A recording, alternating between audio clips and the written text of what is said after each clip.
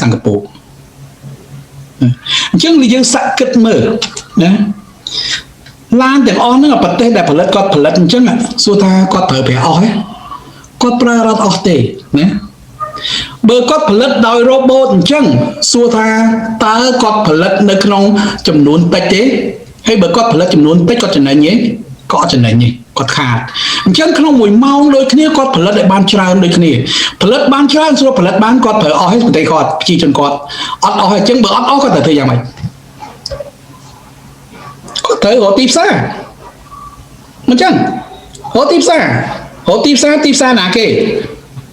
អញ្ចឹងមានអីក្រៅពីទីផ្សារនៅលើសកលលោកនឹងឯងប្រទេសណាដែលគាត់អាចជ្រៀតទៅបានគាត់ទៅប្រទេសហ្នឹងប្រទេសណាដែលគាត់មានតំណែងអាចយកផលិតផលគាត់លក់បានគាត់យកទៅលក់នៅប្រទេសហ្នឹង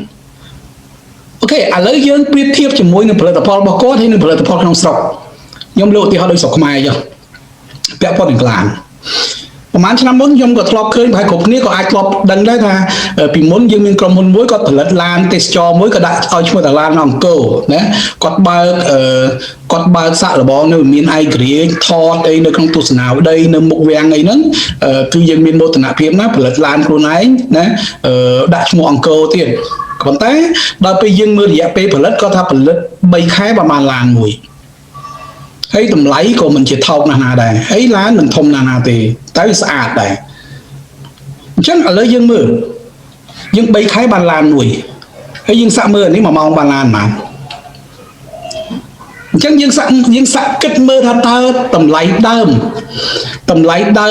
ការផលិតរបស់យើងហើយនឹងពេលវេលាផលិតរបស់យើងតើយើងអាចយកទៅប្រកួតប្រជែងបានជាមួយគេអត់បើសិនណាជា